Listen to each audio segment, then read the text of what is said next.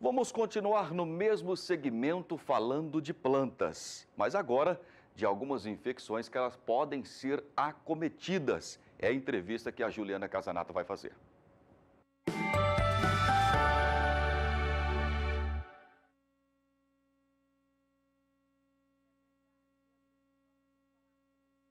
Porque uma revista internacional vai publicar exatamente esse conteúdo que você acabou de citar no mês de maio.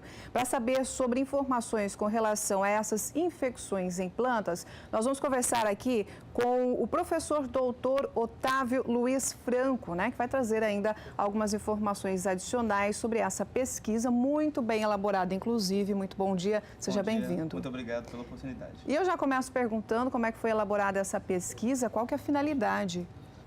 Na verdade, é uma parceria feita entre a Universidade Católica Dom Bosco, a Embrapa e a Universidade de Paris, onde nós entendemos que uma das importâncias maiores dessa pesquisa é a busca de novas maneiras de controlar vírus e bactérias e fungos em plantas agricultáveis. É um problema comum que acaba afetando muito, impactando muito isso, né? Sim, quem produz e quem planta sabe o tormento que é quando você tem um plantio completamente infectado. As perdas são enormes, E existem muitas maneiras de controle, então a gente está propondo uma tecnologia para as próximas décadas que é um pouco diferente do que a gente tem nos dias de hoje. E o objetivo é publicar nessa revista internacional justamente para estar atualizando o produtor e estar evitando isso dentro da propriedade?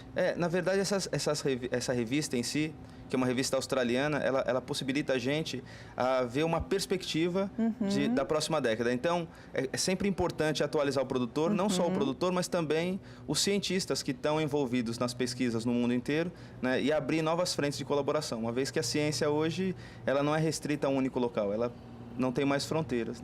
E vocês já pensaram em alguma estratégia para que essa informação chegue com clareza para o amigo produtor? Sim, isso a gente tem conversado bastante com os produtores aqui do estado, especialmente de soja e também de algodão, de maneira a gente fazer com que eles entendam que tem uma possibilidade maior daqui para frente.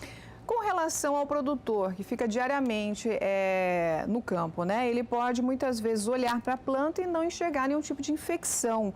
O que é preciso fazer para saber se essa planta está contaminada ou não e desde já movimentar isso? Bom, geralmente o agricultor, quando ele bate o olho, ele sabe que tem alguma coisa clínico, errada. Eles têm um olho clínico, inclusive muito melhor do que os nossos de cientistas. É verdade. Mas geralmente quando ele percebe que parte da produção dele está comprometida, ou ele extermina parte da produção e tenta isolar, ou ele tenta trabalhar com os compostos químicos que ele tem no mercado, que são ou fungicidas ou bactericidas. E na verdade o que a gente propõe é algo um pouquinho diferente. Por exemplo? Por exemplo, uma das coisas que a gente gosta muito de comparar é que até nos últimos 20 anos não se imaginava que plantas tinham resposta imune. Então, por exemplo, uma das estratégias que funciona muito bem com seres humanos é o uso de vacinas. Todo mundo toma vacina e a gente fica muito menos doente do que há 100, 200 anos atrás. Mas a percepção de resposta da planta mudou nos últimos anos. Então, a grande graça desse artigo é exatamente essa. A gente entendeu como é que funciona essa resposta imune vegetal e, ao entender isso, a gente pode sensibilizar as plantas para se tornarem mais fortes contra a infecção. Então, é como se fosse um trabalho preventivo, onde as plantas que vão para o campo vão estar muito mais resistentes do que aquelas convencionalmente que foram sem serem sensibilizadas. E, de acordo com a sua experiência também, quais as formas de prevenção desse tipo de infecção? Olha, hoje nós temos muito poucas formas de prevenção. A maior parte das formas de prevenção são ou uma mistura de plantio, onde você tem, ou uma rotação de plantio, ou então você realmente trata depois que você tem o problema lá no campo. Pois é, e caso o produtor não tenha feito essa prevenção, ele precisa correr contra o tempo, Precisa, na verdade, como a multiplicação desses micro-organismos é muito, muito rápida, uma vez detectado você tem um problema real. Então, aí ele tem um tempo muito limitado para tentar salvar o investimento que ele fez. Quem que esteve envolvido nessa pesquisa, só para a gente ter uma ideia?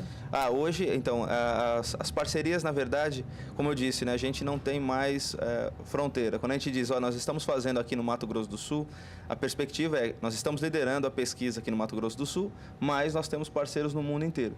Hoje, o nosso laboratório conta com parcerias nos 5 continentes, né? E essa em específico, a gente vem com um trabalho muito forte com o pessoal da Embrapa, principalmente o Senargen de Brasília, o pessoal da Universidade de Paris e também o pessoal do MIT em Boston, nos Estados Unidos. Você esteve visitando várias cidades, vários estados para fazer um levantamento, como que foi isso a campo? Na verdade, nos últimos 5 anos eu tenho trabalhado muito para construir uma rede de pesquisa, uma vez que as expertises são muito diferentes no mundo inteiro. Então, eu viajei para uns 30, 40 países diferentes, de maneira a fazer com que os olhares internacionais comecem a aumentar para o Brasil.